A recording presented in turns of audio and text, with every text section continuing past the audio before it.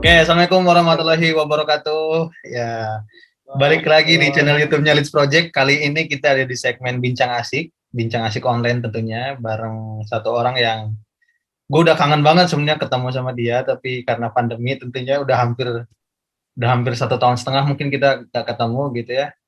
Kali ini kita bakalan bahas satu isu yang menurut gue tuh masih relate dengan apa yang mungkin saat ini kita pandang gitu ya, karena gue sama Abbas masih masih masih mengamati lah isu-isu ini gitu ya. Ya, langsung aja deh, malam ini kita bakalan bahas isu ini bareng Abbas sebagai seorang guru ya, ente ya sekarang ya. Lu sekarang lu sebagai seorang guru atau sebagai seorang apa nih sekarang? Kalau lu ngisi-ngisi Mas sekarang apa sebagai titel? mahasiswa ya, sebagai mahasiswa plus sebagai pengangguran. Gue Iya. udah resign loh dari kerjaan gue. Masa sih? Seriusan gue Alasan resign alasan kemarin lisan banget. lu apa? Eh, ada lah. Intinya gue resign. Sekarang gue udah gak kerja di mana-mana. Ngajar juga udah Gue enggak? karena kuliah ya, bukan karena penelitian enggak. Intinya ya udah gue cabut aja. Ih, kenapa lu bohong lu pas itu? Serius gue, makanya ya teman-teman gue juga yang di sana yang di tempat kerja lah, lu ngapain keluar? Iya. Ada lah, maksudnya ada jalan yang gue pengen coba. Apa mau nikah dulu ini? Ini sama ibu gue mau nikah. Oke, gue bakalan bahas ini nggak bakalan lama sebenarnya. Gue pingin tahu aja sebenarnya kan Gue baru dulu nanti kalau ini tuh Leeds ya apa yang dikira gue yang apa yang lu sendiri. nggak ini akunnya list dulu kan sempat Hmm. namanya tuh Saiful Mujab, cuma gue sama tim sama teman-teman kita rubah namanya jadi List Project. Kalau punya gue sendiri Intinya sekarang belum buat. lu Iya, buat lagi buat itu. iya makanya gue buat lagi. Nanti gue mikirnya kalau gue punya istri, gue bakal ngonten bareng sama istri di akun gue gitu. Kayak Nanti daily gue vlog yang gitu. nonton. Ya Gue kita pengen kita lihat lu beringas gak? iya, enggak dong. Kita nggak bakalan lama bahasnya sama Abbas, tapi menurut gua mungkin lu juga sekarang masih tetap ngamati ya. Lu ngelihat case yang kemarin deh, kita jangan terlalu jauh ya. Case yang kemarin Perpu Miras, lu ngikutin nggak sih? Perpu apa Apa? Perpres tentang investasi miras. Lu ngikutin nggak sih? Hmm. Ngikutin. Ya Nah, maksudnya bukan ngikutin, intinya ya udah gua dapet infonya, gua baca-baca alasannya apa, dan ya sampai kemarin dicabut dengan ucapannya Pak Presiden, ya walaupun enggak apa belum dibarengi dengan lembaran hukumnya ya kayak gitu. ya, Karena kalau misalkan kita bisa melihat ya seharusnya kalau memang dicabut ya dengan dengan perpres juga dicabutnya gitu. Bukan hanya sebatas ucapan gitu. Nah, iya, cuman ya mungkin kemarin agak sedikit ya pelik sih di tengah-tengah masyarakat itu. Ya kita gak bisa loh, mesti gak bisa membedakan antara wilayah mana yang mungkin anggapan pemerintah bahwa wilayah ini bisa nih kalau misalkan investasi miras itu dijalankan ataupun diizinkan kayak gitu. Ya kita bisa melihat lah kayak gitu bahwa miras itu bukan bukan persoalan Islam loh, miras itu kayak gitu. iya. Miras itu ya persoalan semua orang kayak gitu, bahkan mencakup pendidikan ataupun yang lainnya gitu. Coba kalau misalkan miras dilegalkan gitu kan, ya udah bocah-bocah SMP ya beli aja itu. Gue juga pengen coba kan. Iya ya. Sebenarnya bukan bukan persoalan ke apa ditarik ke agamanya aja sebenarnya yang menjadi perhatian publik ya kan. Tapi ada diferensiasi ketika ada 4 provinsi ini yang diberlakukan. Kalau nggak salah kan ada di 4 provinsi gitu. Bagi gua kita itu harusnya lebih ngelihat pada substansi undang-undang atau perpres ini tuh ada karena ada payung hukumnya gitu kan. Payung hukumnya adalah payung hukum yang kita sempat tolak bareng-bareng. Bener nggak sih, Bas? Payung hukumnya kan undang-undang cipta kerja kan. Nah, lu mandang ini tuh bakalan memang, lu memprediksi nggak sih ini bakalan tetap ini tuh bakalan cuma tes ombak aja dah gitu. Sebenarnya ada yang jauh lebih esensial yang akan digelontorkan oleh pemerintah gitu. Atau lu memandang bahwa ya udah memang dari awal cipta kerja ini dibuat untuk mereduksi apa yang kemudian menghambat sumbatan-sumbatan pemasukan negara gitu. Lu ngelihatnya gimana, Bas? Iya, kan di awal memang maksudnya para ahli praktisi, bahkan musik kaum yang terdampak sekalipun gitu terkait dengan undang-undang cipta kerja itu kan eh, di awal saja gitu secara kajian aja udah menuai kontroversi gitu. Karena kalau gue lihat ini bakal memang terus bakal jadi bola salju gitu. Ya salah satunya tadi tiba-tiba ada izin investasi miras gitu. Ya ke depan akan ada apa lagi gitu. Kalau misalnya hari ini pemerintah itu pada prinsipnya buat keputusan itu apa ya hanya sebatas post test gitu kan, ataupun misalnya pretest, misalnya dikasih dulu nih kebijakan, diinfoin ke masyarakat nih tanggapan masyarakat seperti apa gitu, apakah menolak atau tidak gitu. Kalau misalkan tidak ya udah bakal berlanjut gitu. Nah kalau gue lihat sih pemerintah saat ini hanya gitu doang kalau misalkan buat kebijakan gitu. Nih kebijakan kira-kira bakal dikritisi atau enggak gitu. Gitu. Jadi enggak dikaji dulu apa ataupun misalnya tidak mendengar dari berbagai elemen dulu gitu, baik itu para ahli, praktisi, bahkan lembaga-lembaga terkait kayak gitu, terkait dengan kebijakan akan apa yang akan diambil kayak gitu. Coba kalau misalnya terkait dengan apa undang-undang miras, sekelas wakil presiden pun tidak tahu loh gitu kan, perpres apa izin investasi miras itu apa di ACC gitu bahasanya oleh presiden gitu. Itu kan ada apa ya? Ada suatu sistem yang mana tidak berjalan di sana kayak gitu. Makanya kalau gue lihat ini bakal terus jadi bola salju gitu. Yang memang diawali dengan apa? Dengan UU Cipta Kerja gitu. Yang terus akan bergelembung gitu. Ya sampai suatu akhir nanti mungkin bakal ada kebijakan-kebijakan yang lebih aneh daripada itu gitu. Masa kita harus mohon maaf ya, masa kita harus menunggu dulu NU sama Muhammadiyah baru bersuara, baru harus ditarik kayak gitu. Ini apa ya? Ya ujungnya politis juga gitu terkait dengan kelembagaan. Ya gue berharapnya bahwa bukan hanya penolakan dari lembaga, tapi memang harus sesuai lah ataupun secara kajian konkret dari pemerintah ataupun niat baik pemerintah kalau misalkan memang itu kebijakan baik untuk apa mendukung ekonomi masyarakat, ekonomi negara, ya dilibatkan pihak-pihak terkait kayak gitu sehingga kajian ataupun asupannya lebih komprehensif gitu. Itu aja harapan yang dulu memang ketika UU Cipta Kerja pun ya kita bisa melihat lah mereka ugal-ugalan di sana bahkan sebelum UU Cipta Kerja gitu. Makanya ya udahlah. Menarik kalau tadi lu bilang sekelas wakil presiden aja nggak tahu atau ada kayak miskomunikasi di dalam gitu. Padahal gua mungkin lu juga gitu ya ngerasa ketika di BEM aja sekelas BEM gitu ya, alur koordinasi itu menjadi hal yang sangat krusial gitu kan untuk memutuskan atau melegitimasi sebuah keputusan dalam sebuah lembaga gitu. Apalagi sekelas lembaga pemerintahan atau sebagai simbol negara gitu kan. Jadi kayaknya agak gimana ya? Menurut gua agak abstrak gitu memandang itu gitu. Tapi oke lah itu selesai gitu. Bagi gua saat ini mungkin gue sepakat sama lu, kita nggak harus nunggu dulu atau pemerintah itu nggak harus nunggu Muhammadiyah atau Ormas Islam atau NU untuk bersuara dulu sebetulnya untuk membuat regulasi yang jauh lebih baik lagi karena balik lagi memang harusnya secara holistik kan ngerumusin segala sesuatu itu gitu. Nah, lu sekarang coba deh kita juga melihat pada siklus demokrasi kita gitu ya. Kalau data yang gue temukan, demokrasi kita kan turun tuh ya sekarang cuma angkanya 6,3% nih.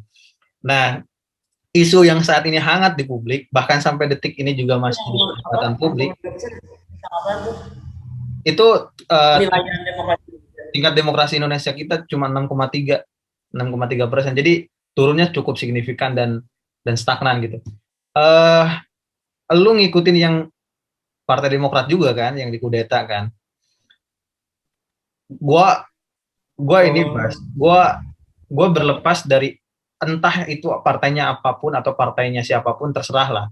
Tapi gue melihat ada sosok yang ada yang jauh lebih penting untuk kita perhatikan gitu. Bahwa ketika Demokrat dan PKS saat ini jadi partai oposisi kemudian di pressure untuk kemudian setuju dengan pemerintahan dan kemudian ada lingkaran pemerintahan atau lingkaran presiden yang menjadi ketua umum lewat telepon dan 40 menit diputuskan jadi ketua umum gitu kan lewat KLB gitu. Lu memandang ini tuh sebagai bentuk apa sih? Ancaman nggak sih buat demokrasi kita gitu? Karena balik lagi ini gua adalah orang-orang yang nanti 10-15 tahun ke depan ya bakalan masuk ke bidang-bidang tertentu yang pasti korelasinya akan dengan demokrasi itu akan bergesekan gitu. Lu gimana Bre, memandang ini, Bre? Saya pandangan lu udah bagus, cuy. Kenapa ke gua? Gua kan jadi hostnya di sini. Ya gimana ya, kalau misalkan kita melihat partai politik, kan seharusnya fungsi dari partai politik adalah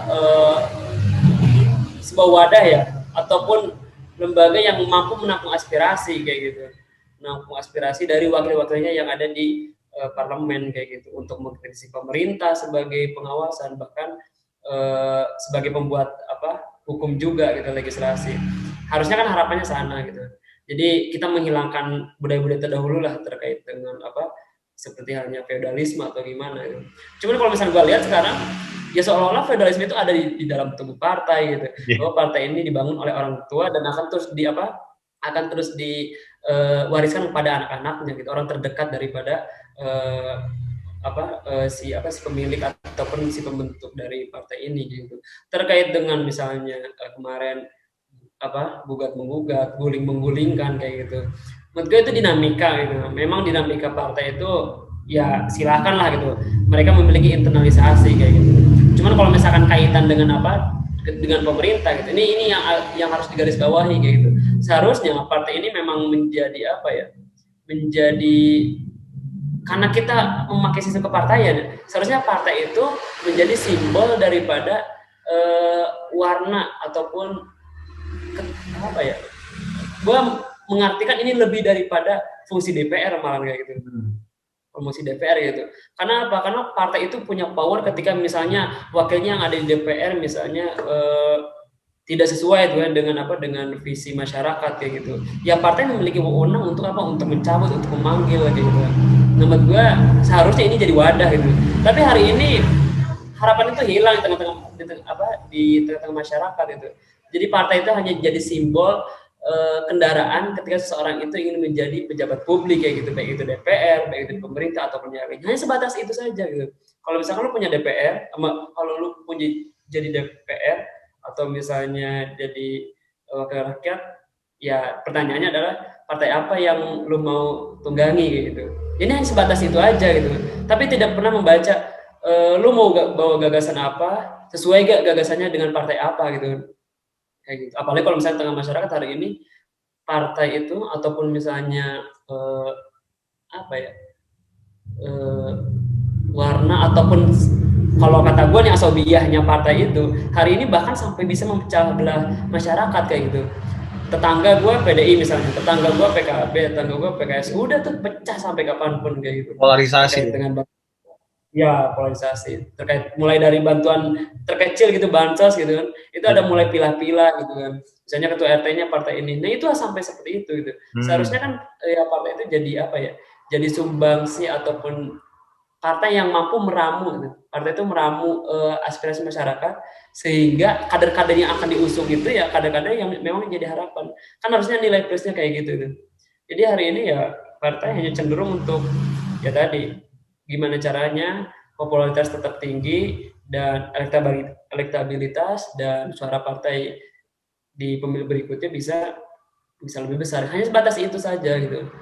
Nah itu jadi kalau misalnya balik lagi kan ke sistem demokrasi gitu, lu tadi nyampein sistem demokrasi kita rendah, ya ataupun dibilang rendah gitu, ya emang rendah gitu. Karena apa? Karena ya udah kita mengikuti polarisasi yang memang sudah dibentuk oleh tadi kepentingan-kepentingan tertentu gitu, khususnya kepentingan pragmatis politik. Contoh misalnya tugas DPR itu apa sih? Tugas DPR itu kan ya udah hanya mengawasi eksekutif. Sebagus apapun program eksekutif tetap diawasi kayak gitu. Makanya gue seneng nih kalau misalnya di DKI Jakarta nih gitu. Ketika Anies Baswedan membuat program bagus, misalnya tetap harus ada yang kritis si partai gitu sampai dengan saat ini gitu. Jadi keberjalanan atau fungsi daripada tirasi politika itu berjalan kayak gitu. Hari ini masyarakat itu digembar-gembori dengan apa? Dengan persatuan, permusyawarahan kayak gitu. Seolah partai itu harus bersatu di paripurna, di parlemen kayak gitu untuk menyetujui apa-apa yang dilakukan oleh pemerintah gitu. Padahal enggak menurut gue gitu. Sebagus apapun program itu memang harus tugasnya diawasi kayak gitu. Ya, Itu ya. yang gue harapin itu. Yang sekarang hilang itu ya udah, eksekutif tuh seolah-olah gak ada yang ngawasin, seolah dibiarin begitu saja, seolah-olah ya. Karena apa ya, tadi gak ada argumen apapun, gak ada gagasan Tapi apapun kayak gitu. tapi menurut gue ini nyambung dengan apa yang kemarin gue sempat bahas sih di konten gue juga gitu. Gue sempat ngomong gini, sebenarnya ada yang jauh lebih mengancam ketika kita bicara tentang tadi. Lu kan bilang kita itu secara sistematis tuh dibuat memang seperti ini gitu. Ya karena pertama gue memandangnya karena kita ada thresholdnya yang 20% itu gede banget bagi gue gitu. Bayangkan malah ada di satu daerah di Jawa Tengah kalau nggak salah di Boyolali atau berapa gitu. DPR-nya untuk PDI itu 31 kursi kalau nggak salah. Ya, sementara di DPR situ tuh cuma totalnya 42 atau 44 kursi, gue lupa gitu ya. Yang mana berarti kan kalau kalau lu mau maju lewat lewat partai politik, ya udah PDI sendiri aja bisa melenggang gitu kan, karena kursi politiknya udah mencukupi threshold itu. Nah, bagi gua sekarang itu kayaknya kita memang benar sepakat dengan lu yang bilang tadi. Kita tuh dibuat secara langsung atau tidak langsung dibuat untuk tidak menghadirkan alternatif terhadap pilihan-pilihan gitu. Padahal ketika kita bicara demokrasi, hak kita kan dipilih dan memilih kan. Termasuk kalau misalkan trias politika dalam sebuah struktur demokrasi itu ya harus berjalan gitu. Ya kayaknya memang benar ya, kita memang harus melihat ini tuh ada muatan apa ketika kita bicara tentang demokrasi. Di belakang ini semua tuh apa gitu. Bener harus ada balancing atau ada pengawasan gitu, ada watchdog-nya di sana gitu ya. Yang menurut gua ini PR ke depan nih. Ini akan berat nih. Ini tugasnya Pak Jokowi sebenarnya. Jokowi ini harus ngetok palu nih sebenarnya gitu. Atau lu nggak sepakat? Sepakat gue. Benar gitu. Kalau misalnya ya mungkin di awal kan sempet ya dulu bahas. Bahkan kemarin juga gue ngadain diskusi di Progressive Democracy Watch terkait dengan pemilu juga gitu. Memang persoalan ambang batas ini memang jadi celah untuk pemilu itu sebagai lahan korup kayak gitu. Jadi kalau misalkan orang yang lebih berduit ya orang yang bisa untuk maju dan untuk dipercaya kayak gitu, menyewa lembaga survei, menyewa media atau bagi orang yang memiliki kapasitas pun ketika misalnya secara kepemimpinan, tapi ketika dia tidak memiliki modal ya sampai kapanpun dia tidak akan bisa gitu. Nah ini cenderung untuk untuk memuluskan rencana-rencana korup kayak gitu, sehingga keberjalanan kepemimpinan pun ini akan korup ke depan kayak gitu. Contoh misalnya ketika ada partai yang udah memiliki ambang batas, ya udah partai tersebut yang memiliki wewenang kayak gitu, siapa nih calonnya, gue yang nentuin kayak gitu, partai ini yang nentuin, maka yang paling besar gitu kan ada nanti akan ada muncul siapa yang punya modal lebih besar ya bakal di ACC gitu ataupun bakal menjadi penumpang gitu kan di partainya itu sebenarnya memang jadi catatan besar gitu, bahkan dari para ahli juga ya terkait dengan pemilu.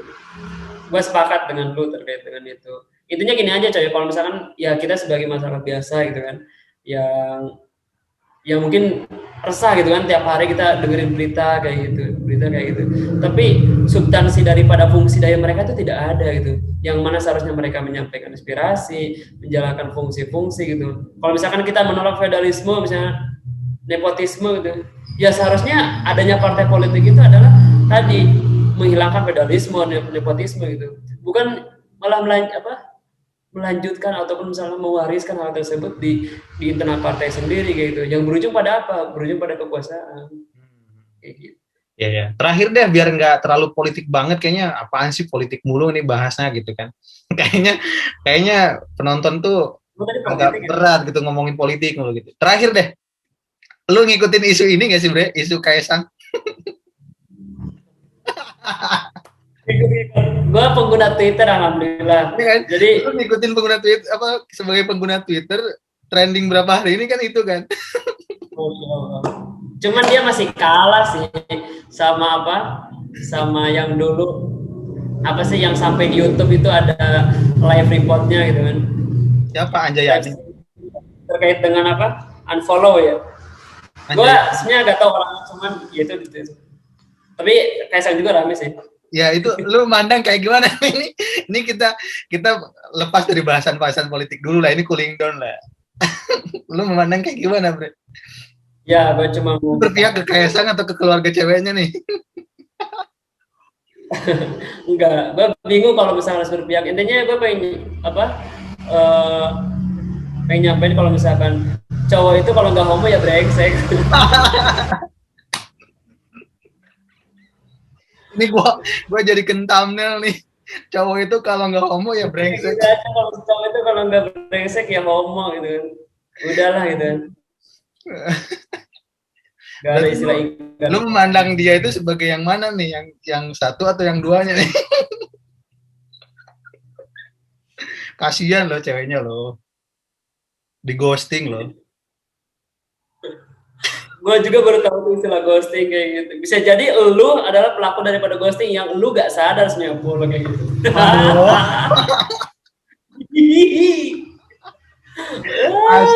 Masa.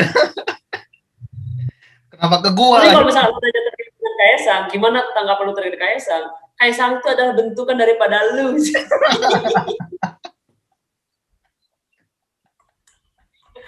Anjir. Tapi menarik sih karena trending itu terus. Kaisang, lu sendiri mikir gitu. Enggak lah, gua Ya intinya nggak ghosting, cuma mungkin para mirip-mirip perempuan ya di Indonesia ataupun di mana saja jangan terlalu percaya dengan laki-laki. Termasuk ke lu, jangan terlalu percaya. Lu kan ini asrama ceweknya banyak. Biasa-biasa aja, biasa-biasa aja. Semakin laki itu semakin memberikan janji, ya semakin tinggi juga persentase kebohongannya gitu. Ih, Apalagi kalau misalkan janjinya gila. udah janji. Emang the best nih Abbas ini. Ya itulah cowok, brengsek kabeh. Ya udahlah, gua cukupkan deh pembahasan yang menarik. Thank you. Makasih banyak ya, Bas. Jangan bosan-bosan. Mohon maaf. Gue cantumin dulu. Kaisang kalau misalkan salah-salah kata, bercanda ini. Gue cantumin dulu sebagai ini ya, Abbas, pengamat politik pro dewa ya. Boleh. Ya, oke ya. Mohon maaf dulu ke Mas Kaisang, mohon maaf ya. Maaf, Mas Kaisang, kita cuma. Sama kok Ipul juga kayak gitu ghostingin orang. Ini gue belajar dari Abbas kok, Abbas yang mendidik gue untuk ghosting dulu tuh.